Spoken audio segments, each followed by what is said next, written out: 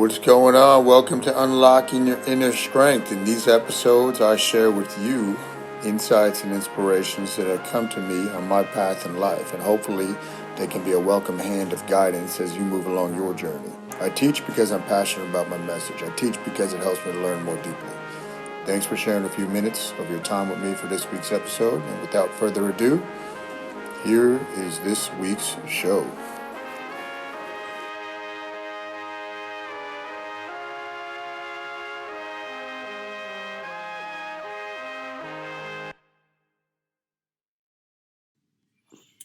Hey everybody, it is Kyle once again with another episode of Unlocking Your Inner Strength. This is going to be the home of my new studio in the garage. Going to be moving some stuff around.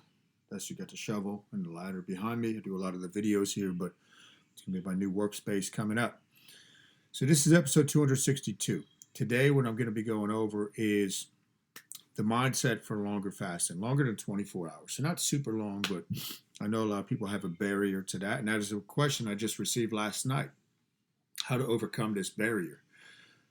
I'm going to give you my take on that. Before I get into that, excuse me if I sound a little nasally, allergies acting up a little bit, and then jiu-jitsu the other day, I got my esophagus squeezed pretty good, and it's happened to me probably only once or twice prior in the past 3 years at jiu-jitsu, but it seems to release some mucus from that area, and then it goes away in a day or two. So that is what's with my voice if I sound like I'm stuffed up. Longer fasting. So I always tell people when they do the Panda Fasting that you're building mental muscle. You're building mental muscle. You're willingly stepping into something that is uncomfortable. It's not supposed to be this, walk in the park. But right out the gate, you got to realize that with anything in life, as I always say, whatever the majority of people are doing, if you look at them and you do the opposite, you're going to be on the right path. Fasting fits that bill. Longer fasting. Coming from a different mentality. That's one of the biggest things that people struggle with when they do the Panda is they've been brainwashed throughout the years. You got to eat multiple small meals each day. You got to spike the metabolism. You got to have a post-workout shake. More. Listen, part of the way I teach the course is with a lot of science and mind map, because once you understand why you're doing what you're doing and why the other way is very, very faulty, you connect the dots and then you own it. You're either in a insulin metabolism or a glucagon metabolism to make it easy to understand. Insulin metabolism, you're storing. Okay, you're not going to lose fat. You're going to be much more likely to be on a path to insulin resistance. Glucagon metabolism, okay, it's the antithesis to insulin, fat burning mode. Okay, all these other things really kick in, and let me just hang up on that one sec. And you're either in one of those two things. So you got to be willing to empty your cup, right? I got my cup of tea here, a little sawdust on the bottom. But you got to empty your cup. If you're going to do it, give it a fair shake, commit to a certain amount of time, and then go forward. But you can't be halfway pregnant, right? You can't have a foot in both worlds. Now, that doesn't mean you can't fast some days a week and do the traditional thing the other days. You get more benefits than if you didn't do it at all, but it is metabolic. You're going to make it a little tougher for you.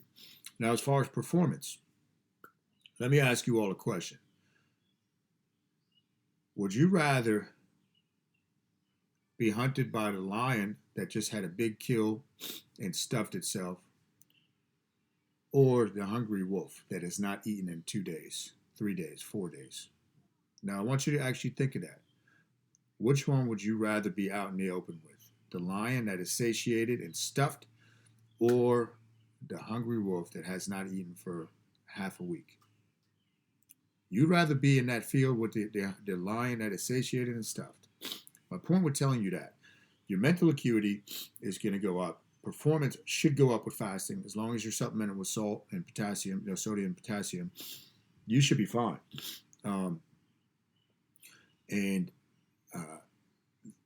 If anything, if there is a dip in performance, it's usually a withdrawal from food, because remember, food is a drug, so that's part of this issue we're trying to blast through with the barrier to longer fasting. Or you're not sleeping, or you don't have enough sodium in your body. when all those things are considered, and I can tell you because, like today, for example, right? We ate last night. Wednesday night's Mexican night for us. Went for about a 3 mile run this morning. I have jujitsu in a little bit. I'll coach, I have meetings, and then I'll coach 3 clients. Then I'll eat again tonight at like 9 o'clock. No different performance. If anything, it's sharper. Like I ate, what was that? Sunday, I ate a brunch. I do that about once every 2 months now, and that's on my cheat day. Other than that, it's just whatever I want at night as far as that meal goes. And I was so sluggish and tired. It's unbelievable. So performance, unless you've tried it, and I always believed this when I was competing in bodybuilding, even before, way before I got to the fasting, I would always work out in the fastest stomach, meaning first thing in the morning. And that went against the common knowledge, common wisdom, the dogma at that time. But I said, okay, I just feel better doing this. My strength is there. And then, even then, when I'd be in severe caloric deficits, so doing things the wrong way, but that's how I learned, right? Severe caloric deficits, performance still never dropped off because it was a mindset to me. Okay, even if I was cutting 20 to 40 pounds, I kept my strength right where it was because I just refused to let it go down, right? I refused to train easier. So performance will not go down. Listen, you have so much stored body fat on your body for performance. That's part of the idea we want to tap into. And then you get this great benefit of catecholamines, noradrenaline, adrenaline, epinephrine, cortisol. You get this huge boost of these when you're fasting. These will all enhance performance. And you have, and again, if we're only talking about a little more than a 24-hour fast, maybe a 48, maybe a 36, you have glycogen in your muscles, which is directly used as an energy source.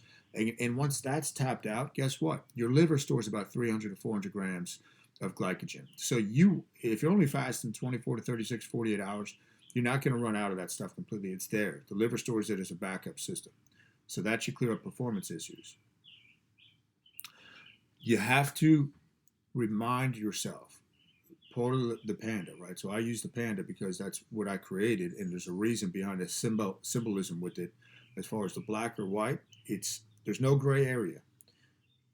It's largely based, and part of this is mind map, in making the decision that you're going to go longer than 24 hours. Decision, the root word desir means to sever from any other possibility. Think about that, burning the ships at the shore, even though that's not actually a true story with Cortez, but you get the concept. Burn your ships so you have nowhere to go back to. It's like when I stopped teaching, when I resigned from teaching in 2012, there was no more safety net. I had to make dual strength work. That was it.